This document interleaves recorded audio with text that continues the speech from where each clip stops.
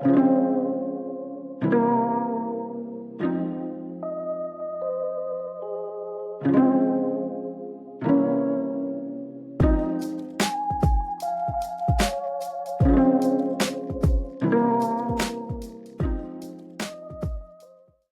right, doing a 3, 2. What are we doing? What are we doing? No, nothing. Just follow my lead.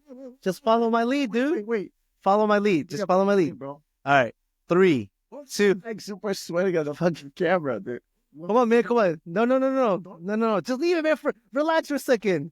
Let me just take over. That's it. Ready? 3, 2, 1. Welcome to the Brian Allen Podcast Rooftop Conversations.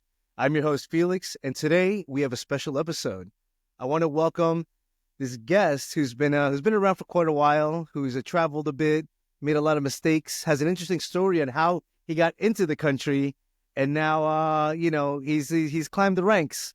So introduced to my guest today, Cabeza. We're just going by his nickname because we don't want him fired or sued, and he's got all these legal reasons behind him. But we'll start with Cabeza. Cabeza, welcome to the show today. Excited to have you.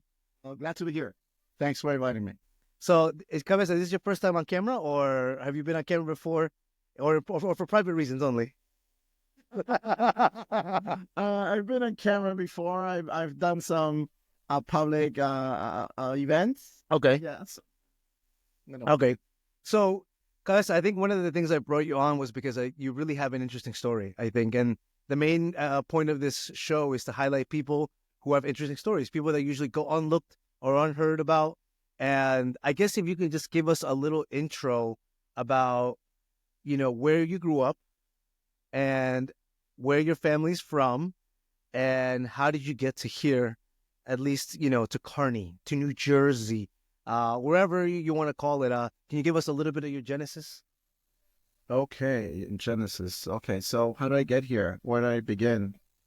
I migrated. I'm just a normal guy, man. It's like, you're not normal, first of all. I'm just like every other individual. We moved to United States right before college, right before high school. So I'm originally from Peru. Okay. And my parents migrated to the U.S. and we came right before high school. And then that's where the journey begins. I went to Kearney High. I went to free preschools. And then went to university, got me a job, and I'm right here. Okay. So it all started in Peru. Okay, so tell me a little bit about what's your fondest memory of Peru? Obviously, you left there when you were, just a kid still. What's the one thing that you look back nostalgically when you look back at Peru now? So, a lot of people don't know this, but I've done a little bit of traveling, you're right. And when I was born, my parents actually took me to Venezuela. I lived in Venezuela for a couple of years. And then went back to Peru, and then went back to the U.S., and then eventually moved to the U.K., and then I'm back. So what I remember the most is the first time I went to school in Venezuela, actually. What was that like? Oh, my goodness. For folks that don't know, Venezuela is currently under a dictatorship, crazy elections. No, it's like a full back then. Right. It was like an amazing country. Yeah, back then there was none of that communism yet. It was just literally like a new country, new train station. It was one of the best Latin American countries. Very wealthy. They've had a metro station, highways, infrastructure, oil. Right, they were selling a lot of oil, so the economy was booming. Everyone was moving to Venezuela. So of course everyone in Peru wanted to go there, and my parents relocated there, and we went. That's where I started kindergarten. I don't remember much. I just remember graduating, kindergarten, and that was a big thing. Doing the school bus. That's what was the food like from Peru to Venezuela? Peru is the best food. Yeah. So what did you eat? Arepas for breakfast? What did you have? Drink, smoothie? The best thing about comida venezolana son las arepas. Yes, the arepas are great. Okay. Fill it with carne mechada. I remember that. And arroz con frijoles. Really good. Avocados. Wow. Okay. Yeah. But the thing is, up here in this area, like in the metro area, very hard to find good arepas, right? Aren't that many Venezuelan places? There's more now than before. Right. They're growing, but yeah, it's you got. I recommend them. If you see one, try it, and you'll learn what's good, what's bad. So you always, I remember growing up because we know each other and we got a shared history. You always mention this story, and I don't know how true it is, and I think I got to bring it up because Have a story. because this I grew up for a good whole my life until I started questioning in my late 20s when you told me that the Karate Kid was shot in your backyard, and I don't believe it to this day. Okay, so we moved to the United States and we lived in Harrison. All right, and my dad always found ways to make it happen. And we were living in a friend's house, a family member. He helped us out. Right, we landed and we just landed into his basement. But we were like a family of 5, so we needed to quickly move out. So my dad found a place in Franklin Avenue. So Google it, Google Maps, 10 Franklin Avenue. And now watch the movie, The Karate Kid. Mm-hmm. And as soon as it starts, the movie, right?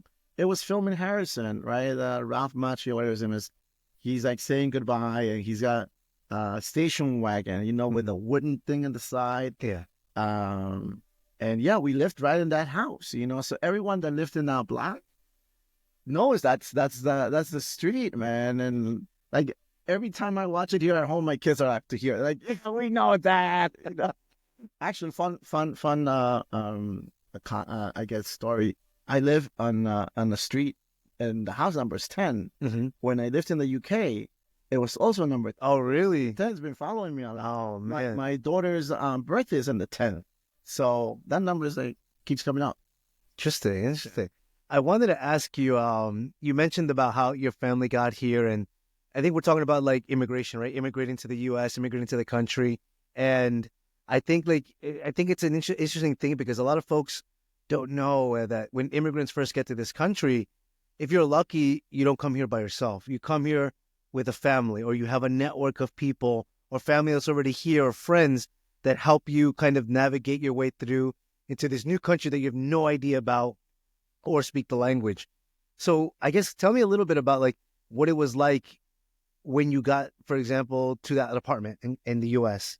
and you're living somewhere. Was it a basement? What was it like? Was it, or were your parents doctors? Were they well off? I didn't give some context so people know. Oh, yeah. Like I said, I'm sure many other Latinos han pasado por lo mismo. Mm-hmm. We've experienced the same thing. So there are a few examples that always come to mind, and I like to share with my kids, especially when we first landed in Newark Airport. In Peru, you have the combis and the taxis and like really like antique cars, right? Right. Here, like the individual that picked us up had a really nice van with a refrigerator in the back. It had this pimped car. And I remember, wow, one day I'll love to have this car. I'll tell you another story. When we first started going to school in Latin America, there is escuela en la mañana y escuela in the afternoon. Mm-hmm. School in the morning, school in the afternoon. Those that work, kids that work, go to school in the afternoon, right? So when I started going to, I think it was 5th grade, my parents never prepped me for the culture shock, And, I started going to school, and I would come back home with my backpack full of books. Those big... Yeah. Big hardcore cover books, yeah. Like 4 or 5 books, always in my backpack. And I'll tell you another story because we would like walk miles and miles, like 4 miles to I don't know how many miles, but a lot of miles to school. Anyhow, the point of the story is that the teacher stopped me once, I think it was like 5 days or 7 days after school started. And I remember the teacher asked the girl that spoke Spanish to translate. Mm-hmm. And I suddenly stopping, and the girl goes to me, el profesor quiere saber por qué te está llevando los libros a casa. Why are you taking the books home when you have no homework? And I look at them, I look at both of them, I'm like, because of the afternoon school. And they all looked at me, they're like, There's no afternoon school here. And I was like, oh, you know, and that's just a quick, there's so many small. I'm sure a lot of Latinos, a lot of individuals that have migrated have something like that. But that's something I tell my kids. I was like, yeah, there's a thing in Latin America where there's morning school and afternoon school, and no one taught me. And I was like, so you were just carrying all these books around, and they're like, "What is he doing? He must be really smart. He's about to skip a grade." I was just trying to empty the desk. Yeah, that's it. Oh man. Mm-hmm. Let me ask you. You mentioned that, you know, I think there's a lot of similar stories that when people get to this country that we look back as kids. I think looking back now, all right, like, you know, flash forward 30 years, right? Roughly 30 years or so, 40 years even. Is there anything that you would change about like growing up and enduring? Because I think a lot of people we forget what it is to be a child immigrant, right? We just remember it, but we don't know what they go through. So I don't have any regrets. I've made errors. I had opportunities where maybe I missed or I failed, but I think that it gave me that experience to, you know, try harder, try again, work harder, and I think it's made me the person that I am. You know, so I made lots of mistakes, but I've learned from them. You know, it's made me a better person. So I want to say that no regrets, no big regrets, no regrets, no. And I'd be remiss if I didn't mention that there's a nice bass guitar right in between us. Could you tell me a little bit about how you got into music? Like you're a young kid, you're just learning the language, right? And all of a sudden, just like music pops into your life, and now it's still in your life. So what was that like? I'm just curious. As a kid, doesn't even speak English yet, fully. So, oh man, what's the first album you listened to, or first song that got you? So I came to the States when it was heavy metal hair band, the Guns N' Roses, the Poison, and all my buddies were like hippies, you know, long hair individuals, and the influence, right, of the music. I would come home and go to the garage and want to play. So my brother, he's an older guy. He would have a band in Peru actually, and we never had money for instruments, so he was always a percussionist, and he would do the timbales with los baldes, you know, buckets and things like pots and pans, but he made it happen, right? So I always wanted to be part of a band, right? I always wanted to play, but everyone wants to be a guitar player, right? And I was left with the bass. I remember when I went to one of the music stores then, he didn't know anything about music, and the guy, you know, I got all intimidated. Yeah. The guy goes to me, "What are you looking for?" I'm like, "A bass guitar." He's like, "What do you want?" And I was like, a black bass. You know, I didn't tell him any type of stuff. He's like, "Okay, I got you." He brought me a black bass, and I remember, I think I told him, "You got anything darker?" And then when we started talking about amps, right? Because there's an electric bass. He goes, what kind of bass amp do you want? And I just, because I'm a 13, 14-year-old kid, I'm like, I want something black.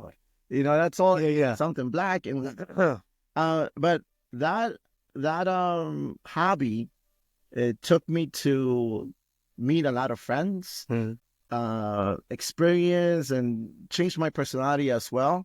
When I'm home and I want to like vent out of work, I just grab the bass and start playing some different jams.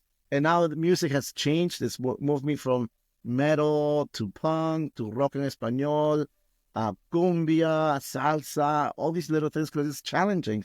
Right. So it changes the way I play, and it challenges me to learn new things. Yeah. Would you think it's a big thing in my? So could you share any moments where music you think saved you a little bit, or like you just had to lean on it? Okay, music it saved me a few times. So when I moved to, I think during the mid 2000s, like 2010 or something like that, I got a job offer, and I moved to the UK, and you went to visit me there. I was living a wild life, right? I was by myself, and partying all the time and, carefree, Mm-hmm. So I decided to straighten up, clean up, sober up, and I signed up for a marathon. And, marathon takes dedication and training. Remember?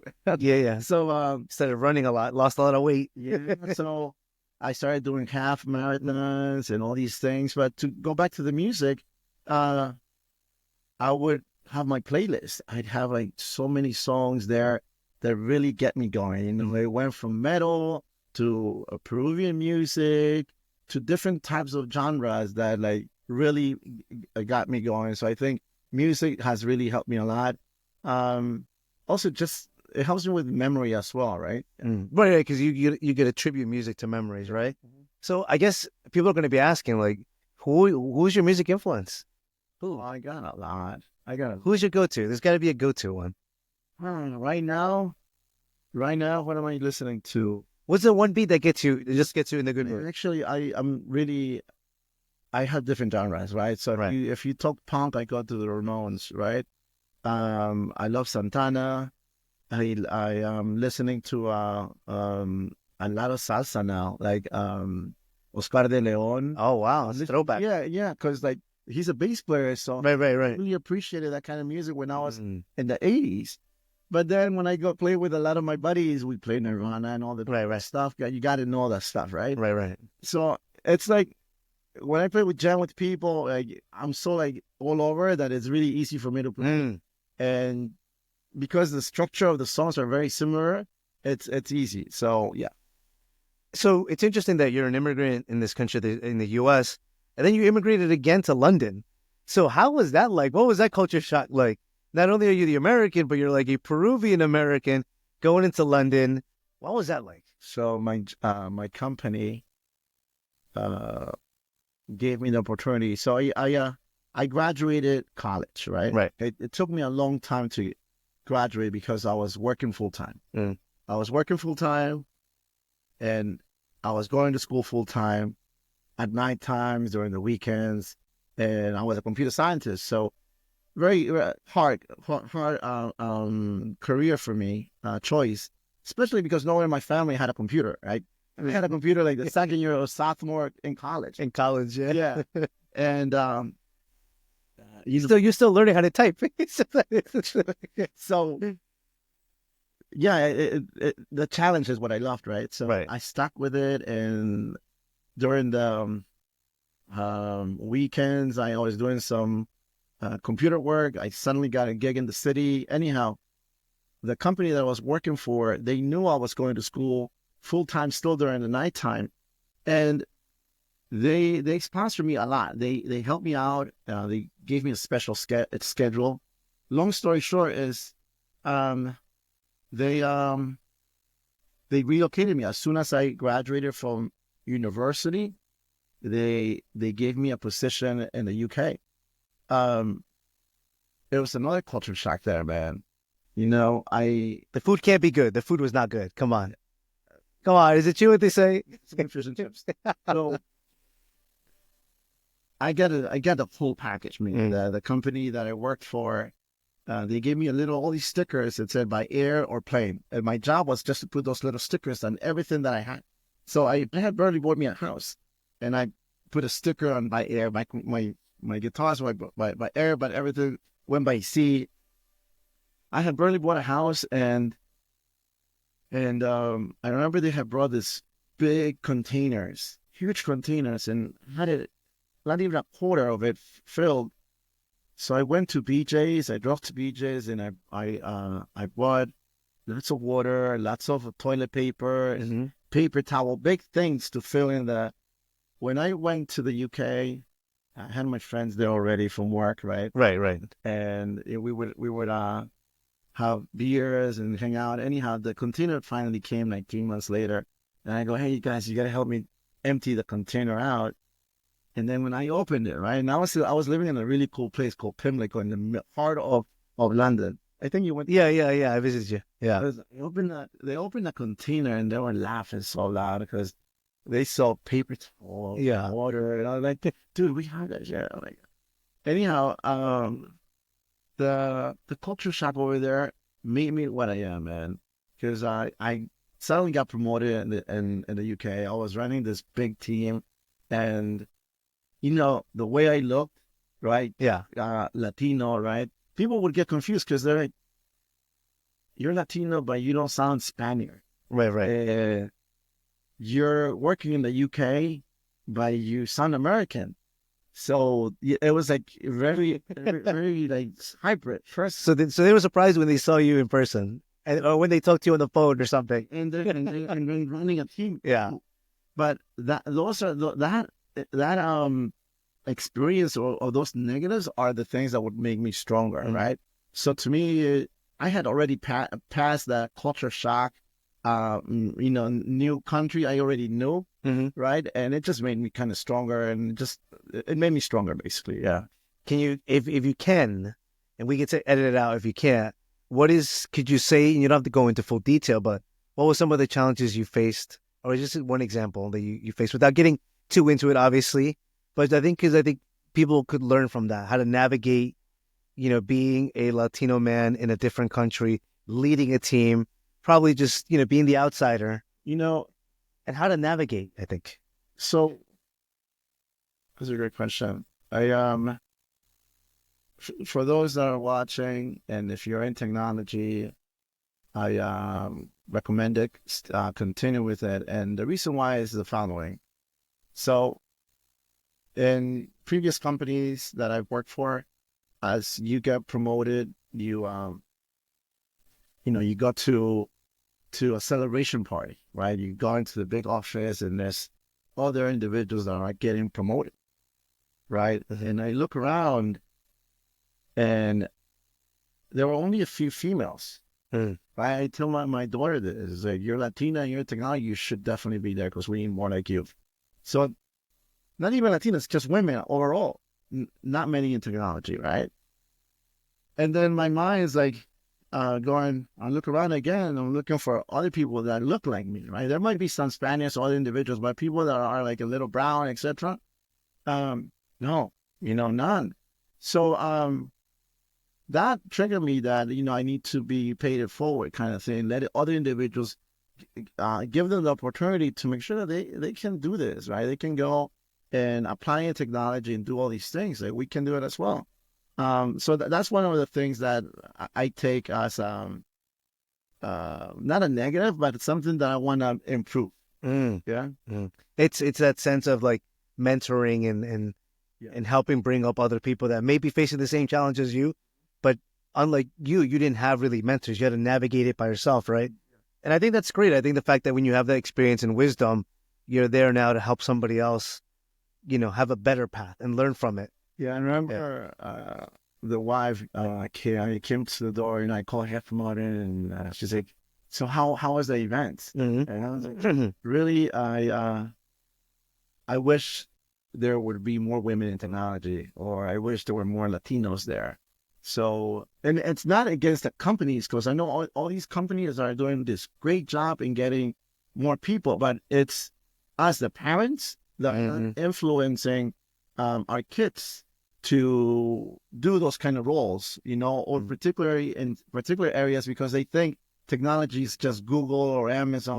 Right. But it's everywhere. Everyone needs technology. And I think we just need, us as parents, need to educate our kids that there are opportunities in other sectors. It sounds also that parents don't even know themselves, right? They don't know this. Like, did your parents know that you were going to go into tech and work in that and be where you're at now? No, right? I myself, I didn't know I was going to go into technology. So how did you get there?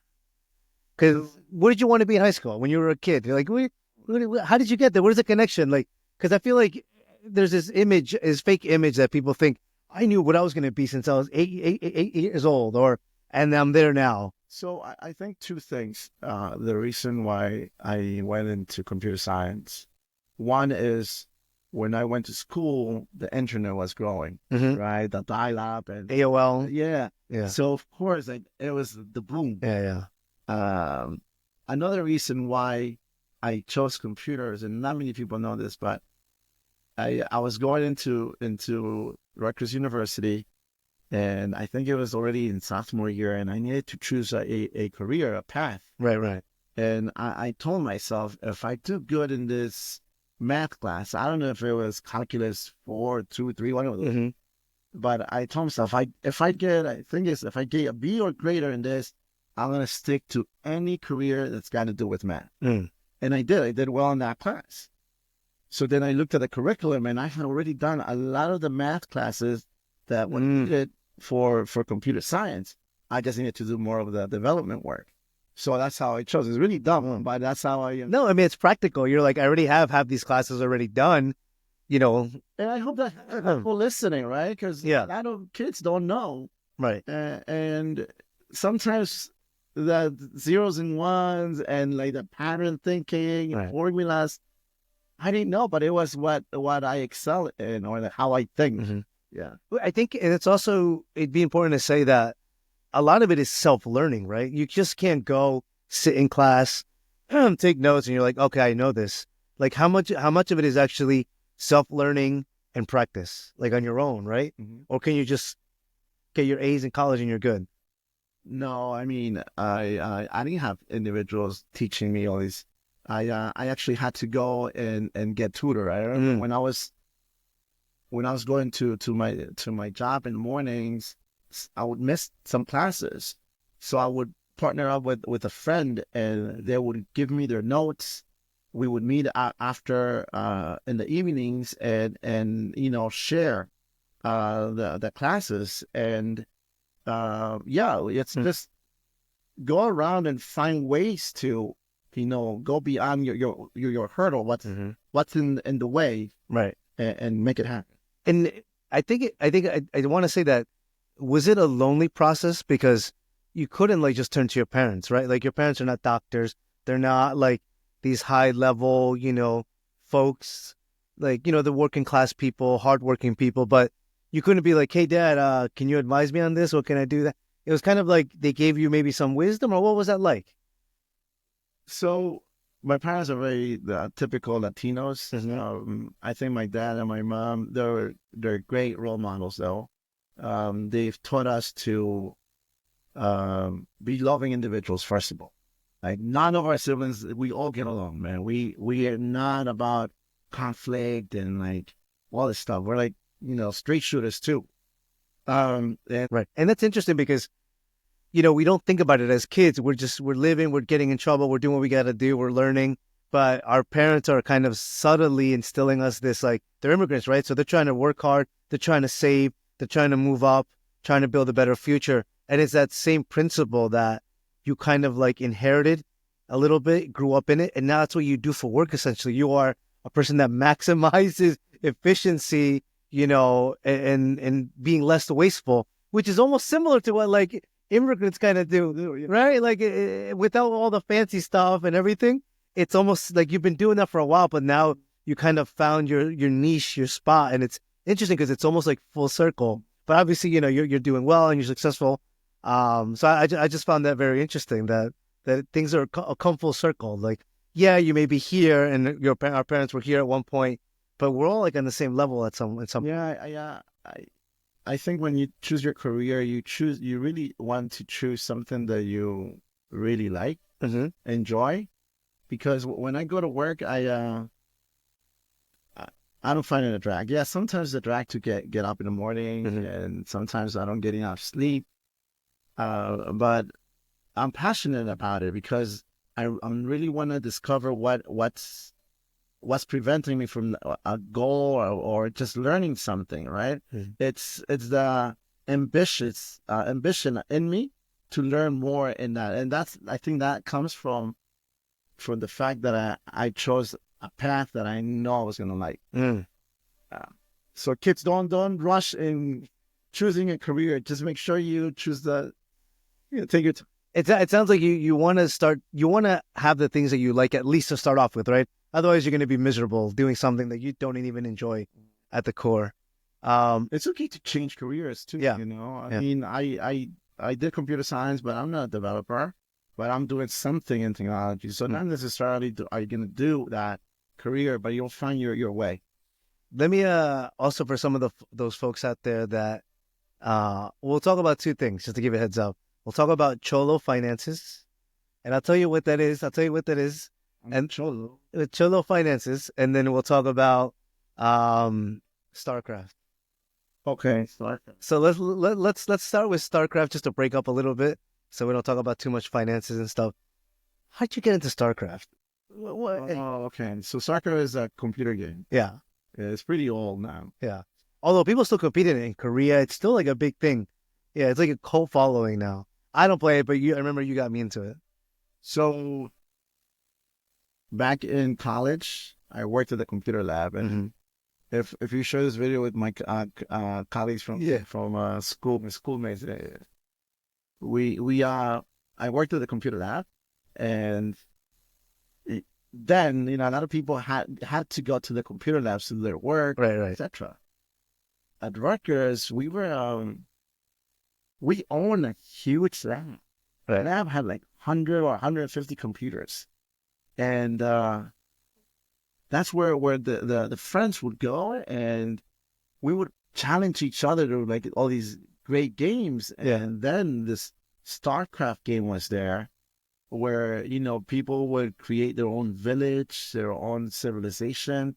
You would choose a civilization, right? It was, I think, humans, the Terrans, I think they're called, the aliens, the Protoss, right? The Protoss, the Zergs, yeah. Protons, Yeah. So 3 types of civilizations. I think what would you? I like the Protoss. I like the the advanced aliens. Yeah. I always choose a human. Yeah. I didn't know what Each always a foot soldier. I remember you sent like 100 little foot soldiers out. So we would play against each other, and that's where it started. But it gets addictive because you become better at and find ways. You create your own maps, and then you start going online, and you see people, and you get points. It's a whole following out there. Yeah. You dedicated, would you say that was a good portion of like your early 20s? Just like playing a bit, getting into that?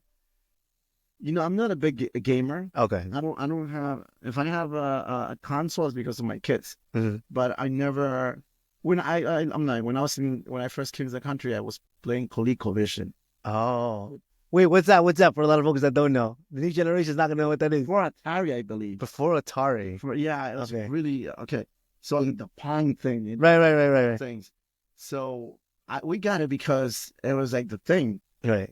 But I never really got into it. I think, a little secret, probably the reason why I didn't get it because it was expensive. Right. Like the cartridges and all this stuff. Right. It was too expensive. And I was like, I know. And that was like cutting edge technology, right? Back then, it was like the latest thing that was coming out. So like, I'm going to ask my dad for Santa. We can make a little Santa. So I was never a gamer, but when I was in university, it was a thing, and I just networked with people, and I was like, yeah, I'll try it out, and I liked it. So let's go to Cholo Finances. So I'll tell you what this is. So I'll preface it with, do not take professional advice. Obviously, this is not professional advice. It's just advice and suggestions. Obviously, seek a professional if you really have any serious questions on finances. But the reason why I call it Cholo Finance, and I've actually asked other guests about, any financial advice or decisions or just things that's worked for them, because I think, especially like in the Latino community or immigrant communities, we don't talk about it that much. Like, you look at our parents sometimes, like, they're a little hesitant of big banks, or hesitant of, or they have their own circles of raising money and saving money, like La Juntas and stuff like that, so I think it would just be interesting just to. La Junta, and a lot of people don't. So can you elaborate a little bit on it? Don't you? So basically, no, I wish I can't commit. If I win the day, I'm gone. So the junta basically is like you have a circle of people. Ideally the more the better, and they're usually trusted people, because and call me out if I miss something. The whole point is basically like you're like assigned a number, right? You get a number, and when it's your number, you basically get the pool of the money for that week. So every week or month, whatever the agreement is, everyone is pooling their money together. And if your number is called on that particular week, you win the whole thing. But you can't just leave. You have to keep pooling for wherever the duration and the amount of the agreed pool is. So I don't know, does that sound complicated or no? That's right. I think there's a few twists to it, because like you and I, the person running it doesn't need to know this, but you and I can switch numbers, because maybe it's my birthday. And you need it faster. Yeah. Yeah. So we'll switch. Yeah. Yeah. So there's different rules, but yeah, the essence is there. It's just there's no fees. There's no interest rates. Nothing. It's just between family.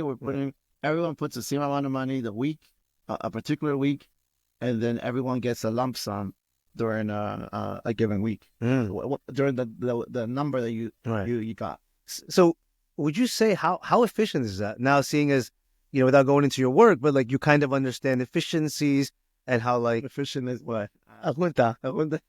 No, it's not like you're investing in the market. There's no like big increase in returns, or even a CD, which is like almost the weekend. Cholo Finance? Cholo Finance. Okay. Yeah. So what would you say like the efficiency of that is? And I guess just what would you say about it? I'm just curious, as someone now who obviously makes wise decisions, is informed, knows about investments and finances. What could you say to that? And what kind of advice, not saying financial advice, like invest in this, but what advice could you give to somebody, to an up-and-coming family that's like, okay, I've done juntas, I want to save. I've never done juntas, by the way. Right. I know where they are.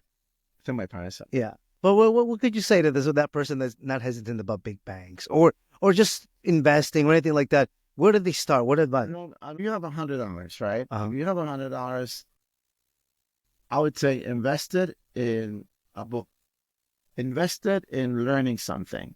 Right? Go get a certification. Go to a class, learn English, speak English, or take one of those speaking in public kind of thing. Or be part of join a network that would advance your career. So invest in yourself through those things, right? Certifications, academics, school, get a master's, get more, because the more you know, the more you start learning, the more you realize how much you did not know. And till this day, I continue to upskill myself because I know there's so much out there that I don't know. And that's the best advice or investment that you need to do. Invest in yourself by doing that. So you need to understand how it works, and then you can start applying. Which is good advice. I think that's people skip that. People skip the hard work of like, I need to learn versus no, let me just do, right? Yeah. And that's a harder way to learn because you're going to be losing money in the process versus like a low risk approach of I'm investing in myself. No matter the outcome, I'm walking away with something anyway. So let me ask you this before, as we start winding down a bit. You mentioned, and let me know, and you don't have to say it if you don't want to in detail, but I know that I think, we all have journeys, right? And how we get to a certain place. And, and I think you mentioned, I think even I mentioned it, and I can start it by sharing mine. Like I got to this country, with my mom, through my mom. My mom's like a little, 4'10". I was giving her an inch too. 4'10" woman. And, she brought me into this country as like a 9-10-month-old baby, through the frontera. Yeah, through the frontera. So, and I always talk about that because I remember, my dad never really talked about it too much. Never really brought it up that much. My mom would kind of remember a little bit. She'd be like, oh yeah, we did this, we did that. And I was always surprised that, like that I just see when you're growing up, you just see, they're just my parents, they're just working, they're boring. And you don't think that, like our family or parents have had this crazy life to get to where we are today. Where you are now, your parents had to make a journey, or even you yourself made that journey. And, I just remember talking to my mom and my dad, and just my mom particularly just saying how she was able to travel through Mexico and the scary story of, oh, is a kid going to be quiet as they cross the checkpoint, or are they baby going to cry, and yeah. There's a big piece to your story that you're not telling. What's that? So I remember because I was... And you might know more, honestly, because I only know pieces. I was like 13, 14 when you were crossing, I think. It was, I want to say, the earthquake of 86. Oh, right, Mexico, yeah. Yeah, huge earthquake in Mexico City. El aspecto que vive la Ciudad de México en este momento es el aspecto de una ciudad traumatizada, de una ciudad que ha sufrido uno de los movimientos telúricos de consecuencias más dramáticas. Estoy enfrente de mi casa de trabajo donde he pasado a lo largo de mi vida más horas que en mi propia casa y está totalmente destruida. Your mom was there. So I think like your mom called your dad. Your dad was living at my house, I believe, in 10 Franklin Avenue. So what do you call it? You know the old phones. Yeah. So they're like, okay, I remember your dad was like, okay, Elena, I'll see you later, right? Okay, hang up, right? We're gonna say an hour later, the news breaks. Oh, wow. Dude, your dad went bananas. Oh, dude, mi tío, he was like, we were like, dude, relax, everything's gonna be okay. And he's like, calling, and that shit was not like the phone was not working. And now you're talking about all this shit's like, dude, 3 days, I think 6 days later, fucking phone rings. And it's in then, oh man, you should have seen your dad's face. Oh man. But we had not heard from you guys in days. And everyone was thinking the worst because it's like the worst earthquake that Mexico had in like decades. Yeah, it was the whole like city was destroyed. Yeah, and I remember that when you cross the border, like how your dad felt. Us too. I mean, you know, we're cousins. So my mom was like worried about her sister, and I just watching my uncle. I was like, oh man, that's not good. But I'm glad everything worked out, dude. Yeah. No, it's interesting because like I think one of the main reasons why I want to do this project is because I don't want those stories to go forgotten. You know, like those stories, if we don't tell them or save them in some place or another, I want them to get passed on to our kids so they know this. So like, you know how I said there's no regrets and like, it made me stronger. It's like my parents, you know, moved us here, and unfortunately, we had to go through the border, and there's a million funny examples and sad examples. How old were you though, so people know? Because I think that's important, right?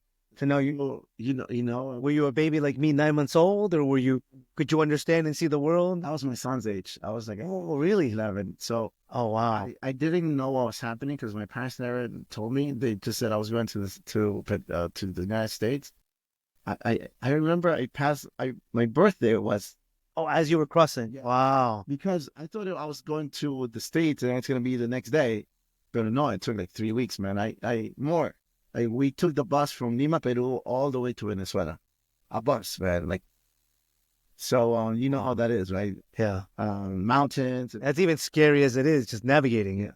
And then from Venezuela, we went to Mexico, and there's all these like stories that you know, it's too long to mention. Everyone has their own stories. I remember when I went to cut my hair, and you know, and the guy, I look like a typical guy. He's like, so I go, so I'm like, tell me your story. His story was even harder than mine. I was like, dude, I thought I had it bad. He was telling me that he crossed the border 3 times, and he's still paying. He spent about $50,000. Wow. Crossing the border, because when the second time he passed, el coyote lo dejó, and the individuals in Mexico, los Zetas, or you know the gangs, caught them, and you need a ticket. Oh wow! In addition to the payment that you do the coyote, right? So you don't have a ticket, they take you to a place, and he had to ask the parents for money. And then when they send them the money, which they had to get money from a bank, that individual was left in the middle of the desert, and he was telling me that he cried. He never cried because it was cold, it was hot, there were snakes everywhere. He was walking and he saw a girl crying because she was lost. No, he was telling me that the police were coming. He picked the girl up and he ran, and he finally found a wagon where there was the coyotes, and he finally got here. It's huge, I think, network of individuals working in this field that it's sad. I mean, people make money in this um I guess business. And he was just telling me the story, like going from even San Diego to, I think he said New York. Every state has like a cell where, like imagine a bus driver, a car driver, where they would just drive all of Texas, and then from Texas they would go. So it's like a whole community, and I'm just like, they didn't even know this. And yeah, it's like everyone has their own stories. I don't know, man. I'll give you a funny one. When my sister and I were coming, right? My sister, I think, was like 14, 13. She had the Indian hair, Oh yeah, and straight hair, beautiful. yeah. Hair. Long jet black hair, right? Yeah, Very nice, right? yeah. I remember my grandma le hacía los moños, like, Little braids, yeah. she would put like el limón, Right. like hairspray, really nice hairspray, limón. It's like, so she looked great, like really nice, braids and stuff. So luckily, I think it goes to your dad, to my tío Pablito. Was, ella no va a poder cruzar porque se ve muy india. And my mother like, well, what do you want me to do? Dice, corte el pelo. Oh my God. So my uncle, I think he was like in his 30s. He's like, okay. So they cross the street and they take it to, I don't know if they were connected or something. Right. I'm sure they did. So they just grabbed my sister's hair.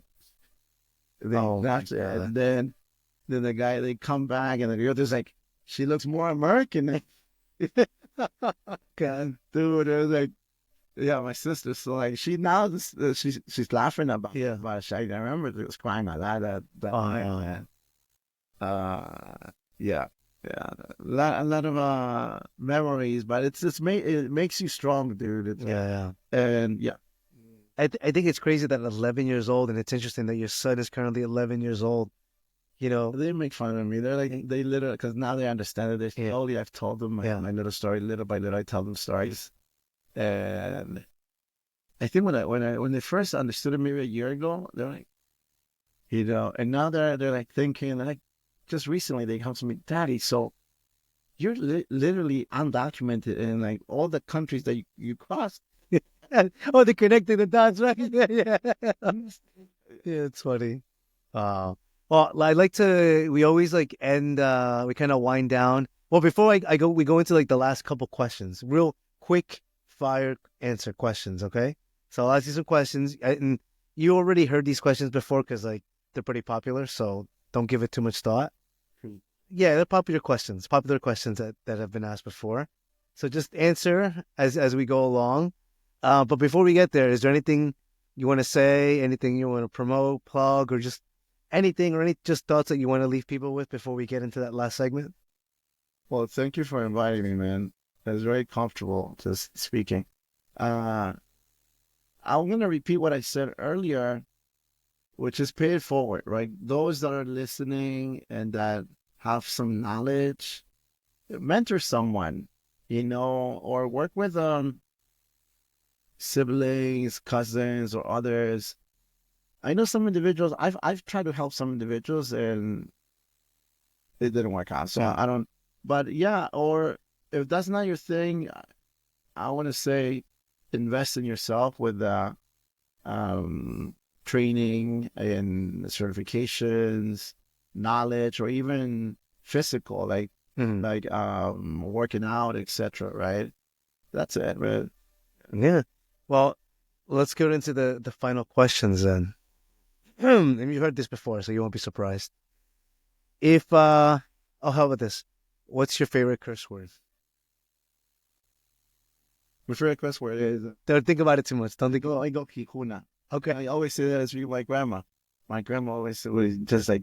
It's Quechua. It's Quechua / Spanish. Yeah. I'm just like, because no one knows. I do like that. Yeah. Even my kids say it too. Oh, really? Nice. Passing the traditional language down.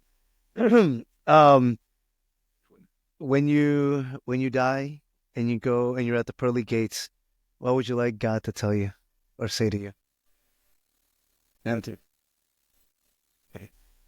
If there's one thing that you'd like to be remembered for, What would that be?